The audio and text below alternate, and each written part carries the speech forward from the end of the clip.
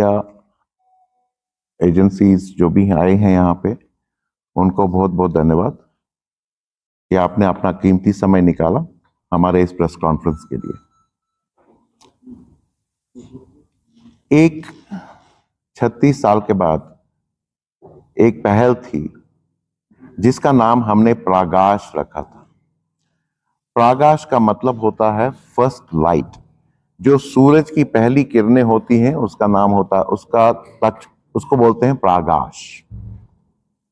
तो प्रागाश एक इनिशिएटिव था हमारे समाज की तरफ से, जो मेन स्ट्रीम समाज के ऑर्गेनाइजेशंस हैं जिनका मैं नाम लेना चाहता हूं, जैसे ग्लोबल कश्मीरी पंडित डायस्पोरा, हमारे साथ उत्पल कौल जी हैं, ये इंटरनेशनल कोऑर्डिनेटर हैं ग्लोबल कश्मीरी पंडित डायस्पोरा के।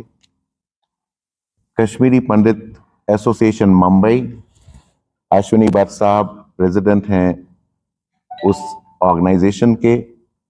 इसके अलावा 5 और ऑर्गेनाइजेशंस, जिसमें कश्मीरी ओवरसीज एसोसिएशन यूएसए, जिसमें जम्मू कश्मीर विचार मंच, संजीवनी शारदा केंद्र, यूथ ऑल इंडिया कश्मीरी समाज, all minority employees association of Kashmir. उनके ऑर्गेनाइजेशंस के कुछ जो प्रेसिडेंट्स थे वो अभी सवेरे सवेरे निकले हैं। अभी हम एक्सपेक्ट कर रहे हैं president youth all India Kashmiri समाज, वो भी अभी ज्वाइन करेंगे। तो एक पहल थी समाज की तरफ से। इसके अलावा जो बाकी समाज के सपोर्टिंग ऑर्गेनाइजेशंस थे, उनका भी इसमें इनिशिएटिव में हमारा सपोर्ट था। मेरे कहने का मतलब ये है कि समाज के लोग तो आते थे कश्मीर, चाहे वो खीर भवानी जाते थे, चाहे वो कहीं और रिलीजियस टेम्पल्स में जाते थे, पर ये एक जो पहल की थी वो एक समाज की तरफ से की थी। तो ये जो इनिशिएटिव था ये समाज की तरफ से था, और ये कहने का मतलब है कि ये समाज इस बार 36 साल के बाद कश्मीर आया है। तो हमने ये हेरिटेज टूर बनाया था प्रोग्राम, जो कि 6 जून से 12 जून तक चला, और उसके बाद 2 दिन का इंटरनेशनल कॉन्फ्रेंस था जो कि हमने SKICC में आयोजित किया। हेरिटेज टूर के जो कंपोनेंट्स थे उसमें हमने जो हमारे सिविलाइजेशनल इंस्टीट्यूशंस, चाहे वो टेम्पल्स हैं, आश्रम्स हैं, या ऐसी हिस्टोरिक लैंड मार्क है, वहां पे जाने का मौका मिला। इसका ऑब्जेक्टिव ये था, क्योंकि जो हमारा समाज एक छोटा सा समाज 1989-90 का जो जेनोसाइड हुआ उसके बाद स्कैटर हो गया, इंडिया के विभिन्न शहरों में और बाकी कंट्रीज में गए।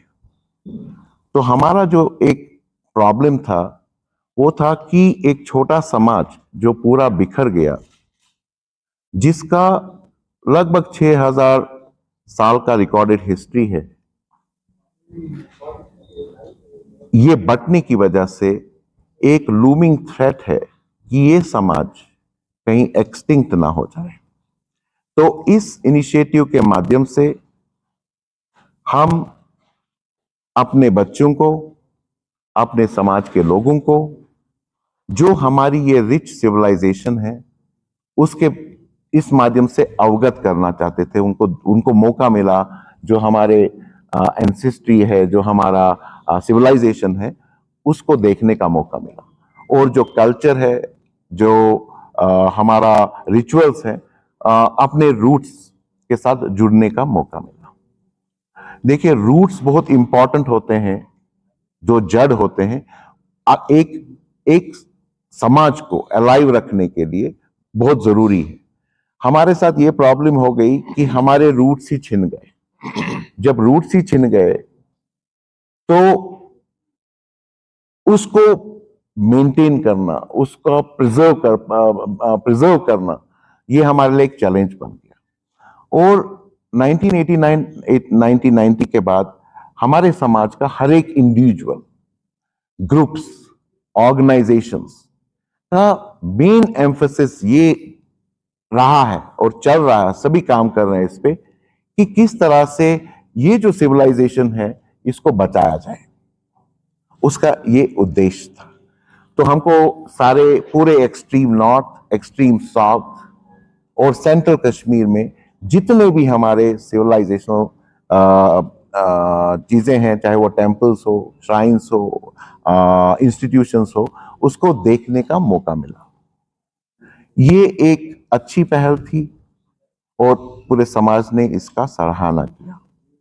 इसमें हम पहलगाम नहीं गए, जो यहाँ पे विजिटिंग साइट्स है, कोकरनाग, अचबर, वहां नहीं गए। ये सारा फोकस था about our temples, about our जो हमारे सिविलाइजेशन के साथ जुड़ा है, वहीं पे हम लोग सब लोग गए। एक अच्छा रिस्पांस मिला जहां जहां पर भी गए, वहां पे मैं थैंक्स देना चाहता हूं यूटी एडमिनिस्ट्रेशन को, जिन्होंने अच्छे से सिक्योरिटी के इंतजाम किए थे हर एक जगह, और जो सपोर्ट और हेल्प मिला उसके लिए बहुत बहुत धन्यवाद।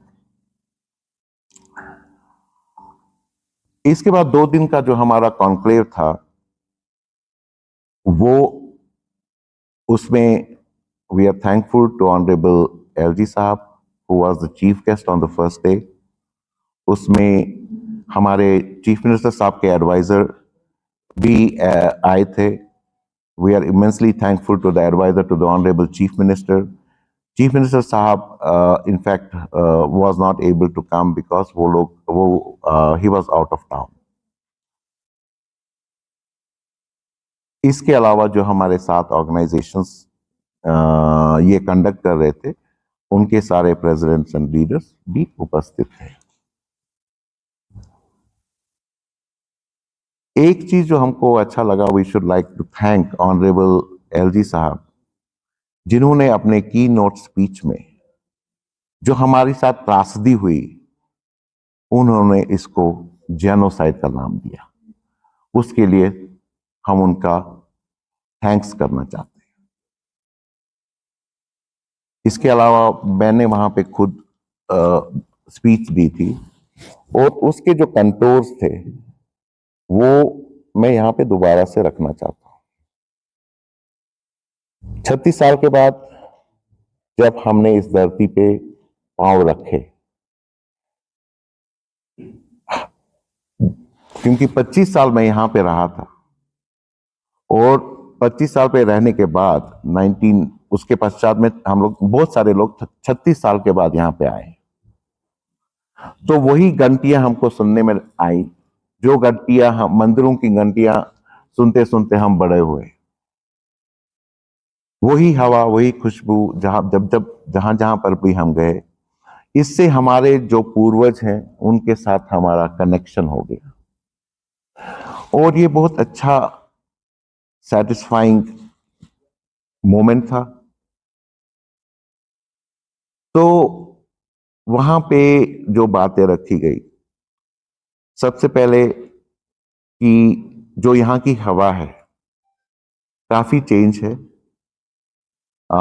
हमने देखा कि लोग अपना काम कर रहे हैं, जो खौफ का मंजर पहले था, पर उसमें एक कैवियट है कि हमको ये मालूम नहीं है अभी कि ये आर्टिफिशियल है कि रियल है, क्योंकि सिक्योरिटी अपैरेटस बहुत तेज है।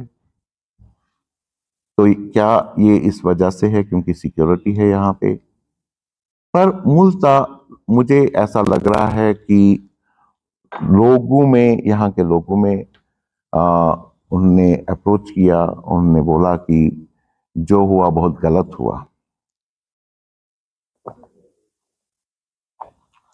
तो ये एक कैवियट है जो हमने ये यहाँ पे अच्छा माहौल देखा है। ये नहीं मालूम कि ये आर्टिफिशियल है या रियल है, बट हम उम्मीद करते हैं कि ये रियल ही होगा। देखिए, हम तो टारगेट्स बने बिकॉज ऑफ आवर फेथ, इसमें दो शक नहीं है। मगर यहां के लोग भी टारगेट्स बने। जो सैक्रिफाइसेस यहां पे जम्मू कश्मीर पुलिस ने दी है या पॉलिटिकल पार्टीज के जो टारगेट्स बने या जो सिविलियन पॉपुलेशन टारगेट्स बने, उनका भी हमको बहुत खेद है। It is really a brutal things that have happened to both the communities. ये जो बोलते हैं कि हम कश्मीरी मुस्लिम के बारे में बात नहीं करते हैं, ये सरासर गलत है। मगर समस्या ये होती है कि जब हम यहां के लोगों के बारे में बात करते हैं कि भाई आपने इस चीज को क्यों होने दिया, आपने अपने बच्चों को एक्सप्लॉइट क्यों होने दिया, आपके बच्चों के स्कूल जलाए जा रहे थे, आपके बच्चों के साथ कुछ नाजायज चीजें हो रही थी। जब हम इस चीज को उठाते थे, हमको बोला जाता था कि आप हमारे समाज को, आप हमारी कौम को बदनाम कर रहे हो। ये मेरे को समझ नहीं आ रहा था कि आप हमारी कौम को बदनाम कर रहे हो, किनको बदनाम? हम तो बदनाम हम जिनको करना चाहिए था। हमारी लड़ाई जो है वो जिहादी लोगों के साथ है, जिन्होंने जो कहर डाया वो तो पूरे कश्मीरियों पे डाला, चाहे वो कश्मीरी मुसलमान था या चाहे हम थे। फर्क इतना था कि हम पे जो कहर डाला वो हमारी फेथ की वजह से डाला, और जो लोगों पे कहर डाला वो जो इंडियन अपरेटस है उसका हिस्सा थे। मगर सफर तो दोनों ने किया, बहुत किया। और I would like to endorse कि हम आपने जो झेला है उसका भी हम एंडोर्समेंट करते हैं। दुश्मन तो एक है, वो ऐसे जहादी मानसिकता वाले लोग जिन्होंने कश्मीर को, इस पवित्र भूमि को और इस स्पिरिचुअल लोगों को, उस पे एक कलंक लग गया। मुझे मालूम है कि इंडिविजुअली हमारे भाई लोग, मुसलमान लोग बोलते हैं बहुत गलत हुआ, आपके साथ जुल्म हुआ, ये नहीं होना चाहिए। मगर ये जो बातें हो रही हैं ये एक साइलोज में हो रही है। मैं यहां के लोगों को बोलना चाहता हूं कि आपने क्यों ऐसा होने दिया? आप तो समझदार लोग हो। हमारी तो हिस्ट्री है इतने सालों से आपस में बात करने की, अच्छे रिलेशनशिप्स हैं, अच्छी मेमोरीज हैं हमारे कश्मीरी मुसलमान भाइयों के साथ इंडिविजुअल लेवल। मगर ऐसे आपने क्यों होने दिया? क्या ये आपका फर्ज नहीं था कि जब आपका भाई के साथ ऐसा हो रहा था कि आप इस बारे में बोलें? मगर आपको तो 36 साल मिले, 36 साल में भी तो आपको बोलने का प्रयास करना चाहिए। मुझे खुशी है हमारे ही कश्मीरी मुस्लिम समाज में कुछ नौजवान लोग हैं जो कि इसको ओपनली बोलते हैं, कंडम करते हैं। मगर मेरा एक रिक्वेस्ट यहां के लोगों के साथ भी है कि आपको भी इसके बारे में बोलना चाहिए। हमारे ही बारे में नहीं, अपने बारे में भी बोलना चाहिए।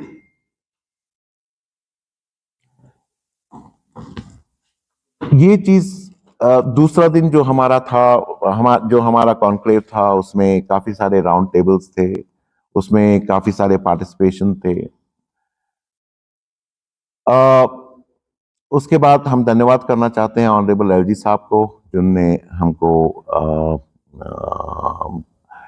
इनवाइट किया था ब्रेकफास्ट के लिए। उसके लिए बहुत बहुत धन्यवाद।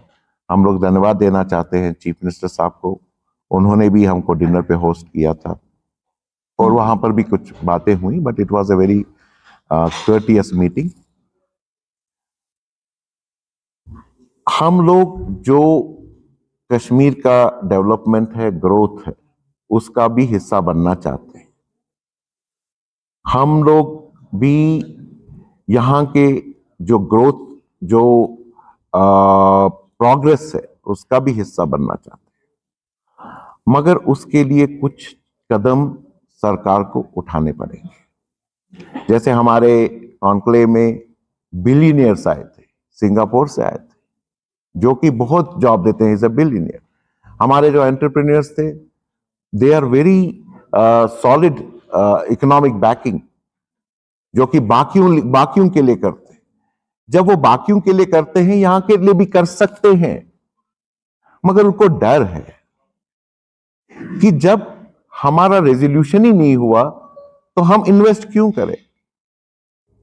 ये यहां की सरकारों को सोचना पड़ेगा। नौकरियों की कमी नहीं होगी, फैक्ट्रीज की कमी नहीं होगी, मगर एक माहौल बनाने की जरूरत है, और उसमें यहां के लोगों का पार्टिसिपेशन, यहां के लोगों के का जो रेस्पॉन्स है वो बहुत ज्यादा जरूरी है। पॉलिटिशियंस तो अपना काम करेंगे, मगर यहां के लोगों को समझना, परखना, उस पर अमल करना बहुत जरूरी है। हमारी कुछ ज्यादा डिमांड्स नहीं है। देखिए, एक त्रासदी हुई, आपके साथ हुई, यहां के लोगों के साथ हुई, हमारे साथ हुई। इसके लिए एक इंक्वायरी कमीशन होना चाहिए कि कौन से ऐसे लोग थे जिन्होंने कश्मीर को, हमारी कश्मीर को इस चीज में धकेला। उसमें सरकार से हम ये बोल सकते हैं कि हमने भी अपने लेवल पे, अपने समाज के लेवल पे इस पे बहुत काम किया है। हमारे पास 750 रिकॉर्डेड हिस्ट्रीज हैं, क्या हुआ उस समय, इन अ लॉन्ग वीडियो फॉर्मेट। वो हम गवर्नमेंट को दे सकते हैं। इसी तरह से जो जातियां यहां के लोगों पे भी हुई, इसकी तहकीकात बहुत जरूरी है, क्योंकि अगर हम इस चीज पे कोई एक्शन नहीं लेंगे तो ये चीज दोबारा उभर सकती है, और जो जो चीजें हुई हैं उसको, उसकी रोकथाम, वो चाहे दोबारा ना हो, वो जरूरी है। दूसरी चीज जो अर्जेंसी है, जो हम इन 10 दिन में यहां पे हमारा समाज, छोटा सा समाज, जैसे चाहे पीएम पैकेज एम्प्लॉइज हैं, चाहे नॉन डिस्प्लेस्ड कम्युनिटी ऑफ हमारे समाज के हैं, उनसे हमने रूबरू बातें की। प्रॉब्लम्स तो बहुत सारी हैं, यहां के लोगों पे समस्याएं हैं, और जो बाकी हमारा समाज का जो इश्यू है, डे टू डे इश्यूज, चाहे वो कैंप डिवेलर्स के हैं, नॉन कैंप डिवेलर्स के हैं, चाहे उनका रिलीफ है, चाहे एम्प्लॉयमेंट है, बहुत सारे समस्याएं हैं। उसका एक तरीका है, उसको किस तरह से, अगर विल है, अगर डिटर्मिनेशन है, तो हम कर सकते हैं। उसमें बहुत जरूरी है कि एक एंगेजमेंट प्रोसेस समाज के साथ हो, सरकार के साथ ही नहीं बल्कि सिविल सोसाइटीज का भी हो, और उस एंगेजमेंट प्रोसेस में एक टाइम बाउंड मैनर में जो भी समस्याएं हैं उसको उठाया जाए और उसका निराकरण के रास्ते ढूंढे जाएं। अभी जो बातें हम लोगों ने की अपने साथ ऑर्गेनाइजेशंस के साथ, और बाकी भी जो हमारे समाज के ग्रुप्स हैं, ऑर्गेनाइजेशंस हैं, एक सलाह उनकी तरफ से आया है, there is a need for making a Kashmiri Pandit welfare board. ये जो जैसे पहाड़ी वेलफेयर बोर्ड है, बाकी वेलफेयर बोर्ड है, इसी तरह से एक कश्मीरी पंडित वेलफेयर बोर्ड की आवश्यकता है, और उसके जो रिकमेंडेशंस होंगे वो गवर्नमेंट उन रिकमेंडेशंस का प्रयास करे। उसमें ये सारे डे टू डे इश्यूज, चाहे पीएम पैकेज एम्प्लॉइज के हों, चाहे नॉन डिस्प्लेस्ड कम्युनिटी के हों, चाहे कैंप डिवेलर्स के हों, चाहे टेम्पल्स एंड श्राइन्स पे जो काम करते हैं, चाहे जो ओवरऑल समाज का काम करते हैं, उसका एक पर्सपेक्टिव होगा, और उसमें जो होगा रोल विद, हम फैसिलिटेट करेंगे गवर्नमेंट के साथ उस बोर्ड को बनाने में। तीसरी चीज है, क्योंकि यहां पे हम ज्यादा नहीं बोलेंगे, क्योंकि जब एंगेजमेंट प्रोसेस शुरू होगा उसी तरह से जो भी हमारे इश्यूज हैं, चाहे रिहैबिलिटेशन का भी हो, उसको भी उठाया जाएगा। जहां तक रिहैबिलिटेशन की बात है, मैं आप सबको ये बताना चाहता हूं कि जो कश्मीर है, श्रीनगर हो, चाहे कोई भी है, ये बहुत कंजेस्टेड हो गया है। हर एक स्टेट अपने एक्सपेंशन करते हैं, टाउनशिप बनाते हैं, स्मार्ट सिटीज बनाते हैं। हमने एक पूरा ब्लूप्रिंट बनाया है कि, और मैंने कल ऑनरेबल चीफ मिनिस्टर साहब से भी बात हो रही थी, मतलब एज कैजुअल बात हो रही थी, एक टाउनशिप बनाने की जरूरत है। और वो टाउनशिप खाली हमारे लिए नहीं होगा, कश्मीरी मुसलमान के लिए भी होगा, वो सिख के लिए भी होगा। जो हमारा टैलेंट है, मान लीजिए एकेडमिक्स पे यूनिवर्सिटी टाउनशिप बना सकते हैं, हेल्थ केयर पे leading physicians all over the world including India, A health care city बना सकते हैं। और वहां पे सब लोग इंक्लूडिंग मैं लेबनान के मुस्लिम, कोला एरिया में हूं और आप देख सब इस सकते हैं बात के कितनी लोग तबाही रह हुई है यहाँ।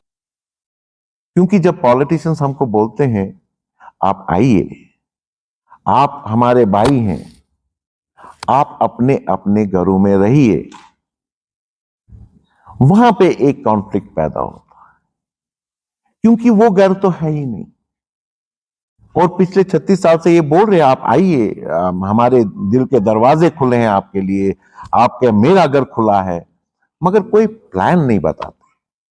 उसका हमें खेद है। इसको हम अंग्रेजी में पेप टॉक बोलते हैं, चलो खुश कर दो, अच्छी अच्छी बातें अगर है।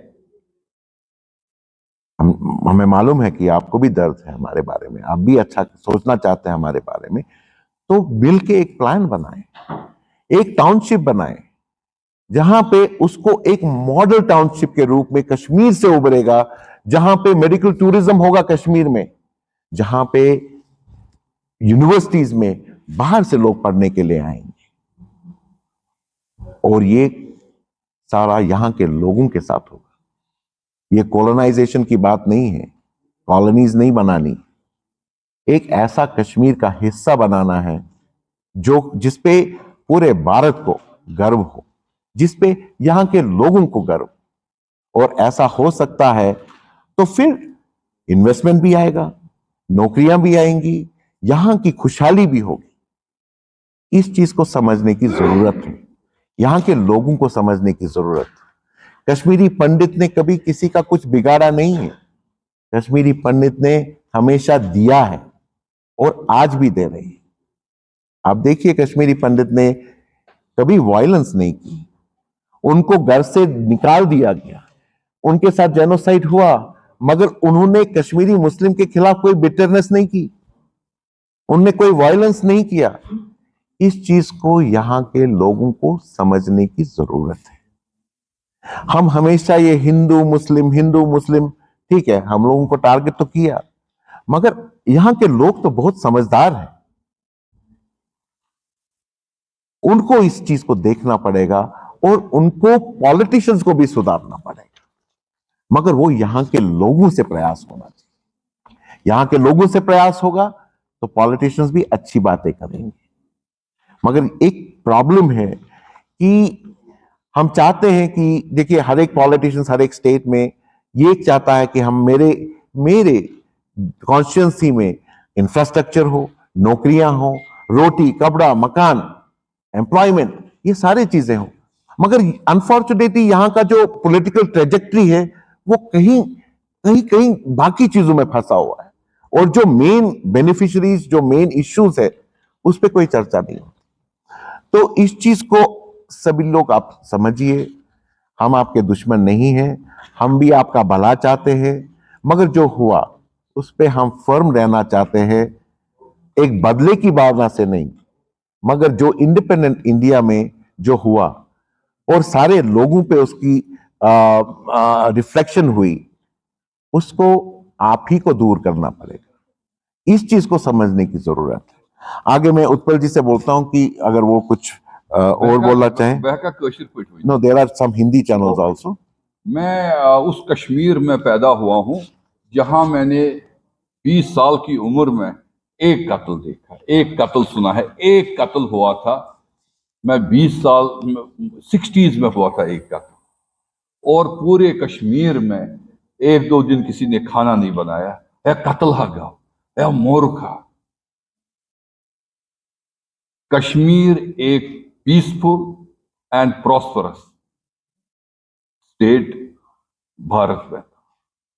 बुलवार्ड रोड जैसा रोड कहीं नहीं था। SP college, Amar Singh college, MP school, Biscoe school, Burn Hall, ये एजुकेशन का हब था और आज भी एजुकेशन का हब है। अभी हमने डीपीएस देखा। एक मिनट में बता दूं कि 2000 साल पहले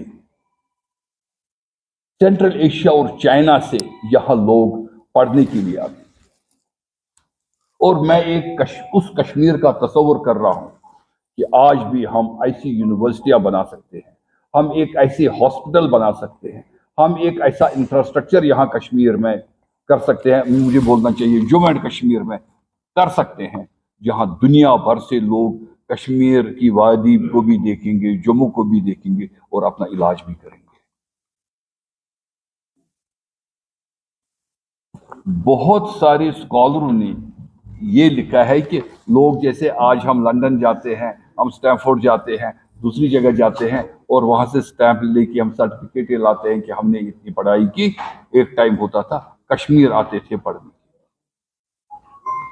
और आज 89 में कश्मीरी पंडित की एक हालत, 90 के बाद 45 डिग्री टेम्परेचर में कैंपों में रहे और हमने अपने बच्चों को एक ही चीज बोली।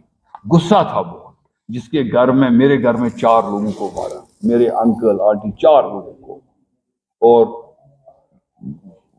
मेरे घर में 5000 किताबों की लाइब्रेरी थी, क्योंकि मेरे ग्रैंडफादर ने पहली बार इंडिया में बर्ड्स ऑफ कश्मीर लिखी, beautiful valleys of Kashmir and Ladakh लिखी थी और वो बिस्कू स्कूल में पढ़ाते थे।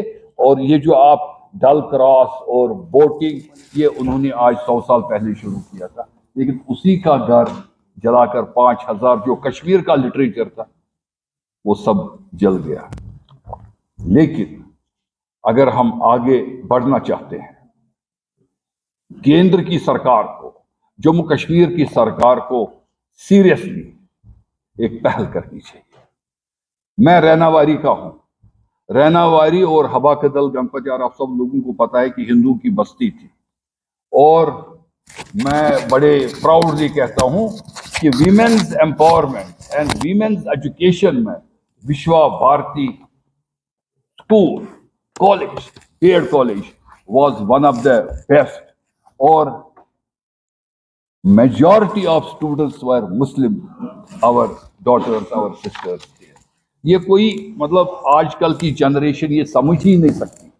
इस्लामिया स्कूल, इस्लामिया कॉलेज और कश्मीरी पंडित प्रिंसिपल वहां पर।